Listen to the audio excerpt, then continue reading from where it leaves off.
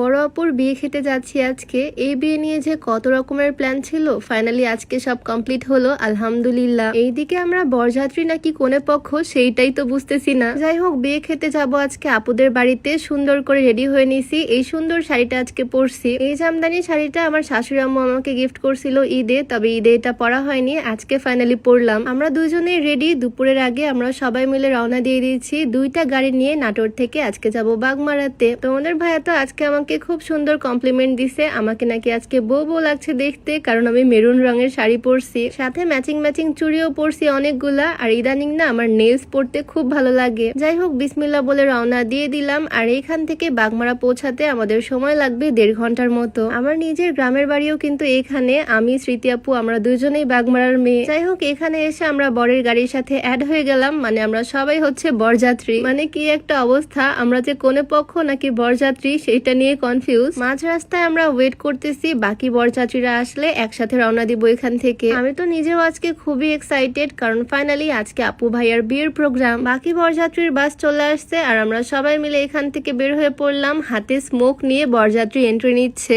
এখন তো আমরা বরযাত্রী, আমাদের ভাবই অন্যরকম। কালার স্মোক নিয়ে এন্ট্রি নিলাম। আজকে যদিও স্মৃতি আপুদের বাসায় অনুষ্ঠানটা হচ্ছে না, অনুষ্ঠান হচ্ছে একটা কনভেনশন হলে। তবে বাইরে ইদানিং যে পরিমাণে রোদ আর গরম, রোদের যে পরিমাণে তাপ, বাপরে বাপ। আর এমনিতেও উত্তরবঙ্গের রাজশাহীতে গরম একটু বেশিই পড়ে। শীতের সময় শীত আর গরমের সময় গরম, এমন হচ্ছে আমাদের অবস্থা। একদিকে গেট ধরা হয়েছে, আরেকদিকে বরের গাড়ির সামনে এসে আমি ভিডিও করতে ব্যস্ত। অনেকেই তো আমাকে জিজ্ঞেস করো এত গরমের মধ্যে আমি হিজাব মাস্ক পরে কিভাবে থাকি। আসলে আমরা যারা হিজাবি আছি আমাদের সবকিছুই মানিয়ে নিতে হয়, কষ্ট হলেও কিছুই করার নাই। এইভাবে আমরা চলতে পছন্দ করি। কনভেনশন হলের এই জায়গাটা 5 তলার ওপরে। এইখানে আমরা ফার্স্টে খাওয়া দাওয়া করবো আর তারপর বিয়ের বাকি অনুষ্ঠান হবে। সবটাই তোমাদের সাথে শেয়ার করব। তার আগে দেখাল ডিম আর গরুর মাংস। মজা করে খাওয়া দাওয়া কমপ্লিট করে চলে আসলাম স্টেজে। এই জায়গাটা তো খুব সুন্দরভাবে ডেকোরেশন করা হয়েছে, তবে বর বউ এখনো আসেনি। বর বউ খাওয়া দাওয়া করতেছে। আর এদিকে বর বউয়ের আগে আমরাই চলে আসলাম এখানে রোমান্টিক একটা ভিডিও করতে। আমাদের বিয়ে হয়েছিল